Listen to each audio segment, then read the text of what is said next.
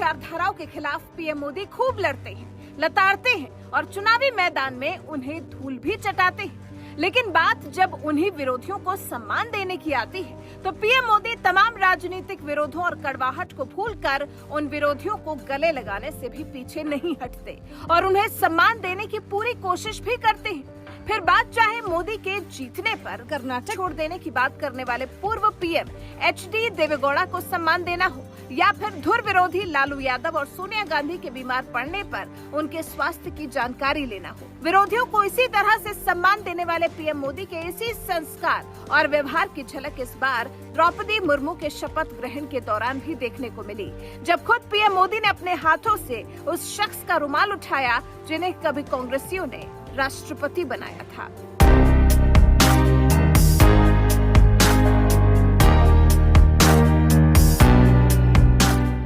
राष्ट्रपति चुनाव में प्रचंड जीत हासिल करने के बाद द्रौपदी मुर्मू ने सोमवार को देश के 15वें राष्ट्रपति के तौर पर शपथ ली। इस भव्य शपथ ग्रहण समारोह में हिस्सा लेने के लिए देश की पूर्व राष्ट्रपति प्रतिभा देवी सिंह पाटिल को भी प्रोटोकॉल के तहत आमंत्रित किया गया था और जिस कुर्सी पर बैठकर पूर्व राष्ट्रपति प्रतिभा पाटिल शपथ ग्रहण समारोह की गवाह बन रही थी, उस सीट की दाईं तरफ जहां देश के प्रधानमंत्री नरेंद्र मोदी की कुर्सी लगी हुई थी तो वहीं बाईं तरफ देश के रक्षा मंत्री राजनाथ सिंह की कुर्सी लगी हुई थी और ठीक पीछे कभी पूर्व कांग्रेस नेता और मोदी सरकार में मंत्री ज्योतिरादित्य सिंधिया बैठे हुए थे।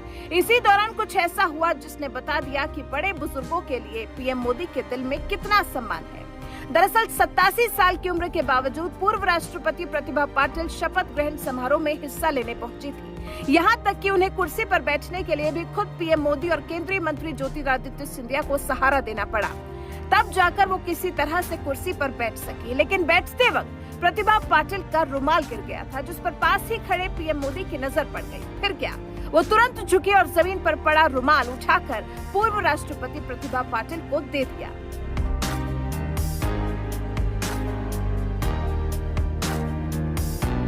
जिस वक्त पीएम मोदी पूर्व राष्ट्रपति प्रतिभा पाटिल का रुमाल उठाकर उन्हें दे रहे थे, उस वक्त पास में ही रक्षा मंत्री राजनाथ सिंह खड़े थे, जबकि सामने वाली लाइन में बीजेपी अध्यक्ष जेपी नड्डा और कांग्रेस अध्यक्ष सोनिया गांधी बैठी हुई थी। तो वहीं राजनाथ सिंह और अमित शाह के बगल में खड़े नितिन गडकरी भी ये अभिभूत कर देने वाले दृश्य के गवाह बन रहे थे।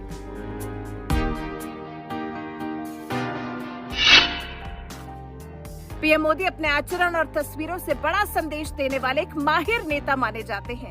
याद करिए पिछले साल नवंबर की वो तस्वीर जिसमें पीएम मोदी ने देश के पूर्व पीएम एचडी देवेगौड़ा की उम्र और उनके पद का ख्याल करते हुए न सिर्फ उन्हें सहारा दिया था बल्कि खुद अपने हाथों से देवेगौड़ा के लिए कुर्सी खींची और उन्हें सम्मान पूर्वक बैठाया था।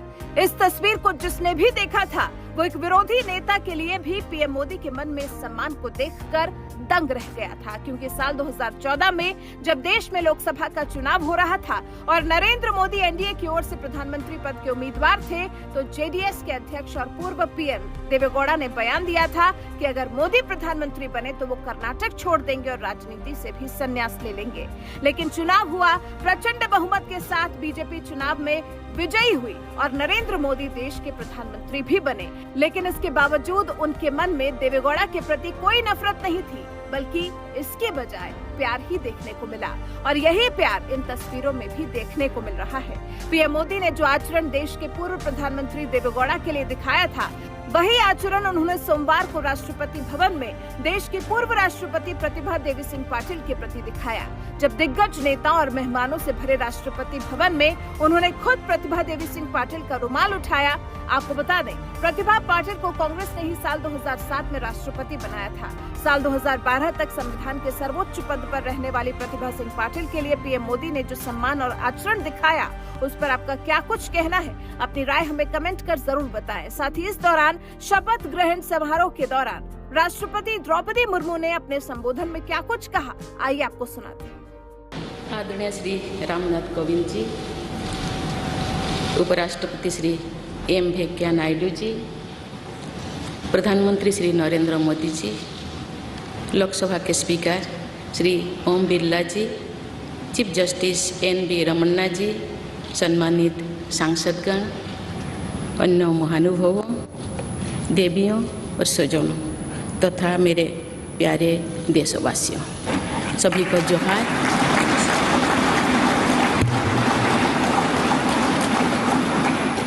भारत के सर्वोच्च संवैधानिक पद पर निर्वाचित करने के लिए मैं सभी सांसदों और सभी विधानसभा सदस्यों का हार्दिक आभार व्यक्त करती हूँ।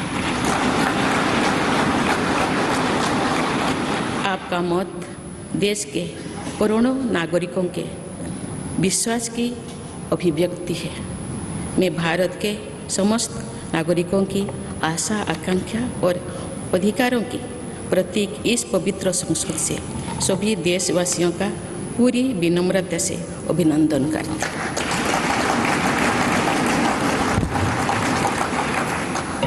आपकी आत्मीयता, आपका विश्वास और आपका सहयोग मेरे लिए इस नए दायित्व का निभाने में मेरी बहुत बड़ी ताकत रहेगी। मुझे राष्ट्रपति के रूप में देश ने एक ऐसे महत्वपूर्ण कालखंड में चुना है जब हम अपनी आज़ादी का अमृत महोत्सव मना रहे हैं।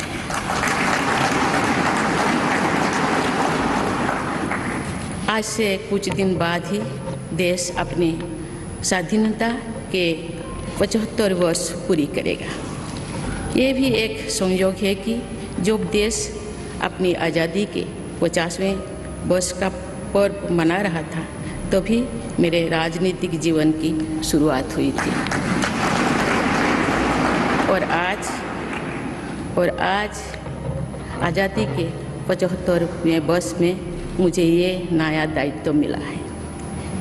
ऐसे ऐतिहासिक समय में जब भारत अगले 25 वर्षों के विजन को हासिल करने के लिए पूरी ऊर्जा से जुटा हुआ है, मुझे ये जिम्मेदारी मिलना मेरा बहुत बड़ा सौभाग्य है। मैं देश की ऐसी पहली राष्ट्रपति भी हूँ जिसका जन्म आज़ाद भारत में हुआ है। हमारे स्वाधीनता सेनानियों ने आज़ाद हिंदुस्तान के हम नागरिकों से जो अपेक्षाएं की थी उनकी पूर्ति के लिए इस अमृत काल में हमें तेज गति से काम करना होगा। इन 25 वर्षों में अमृत काल की सिद्धि का रास्ता 2 पटरी पर आगे बढ़ेगा।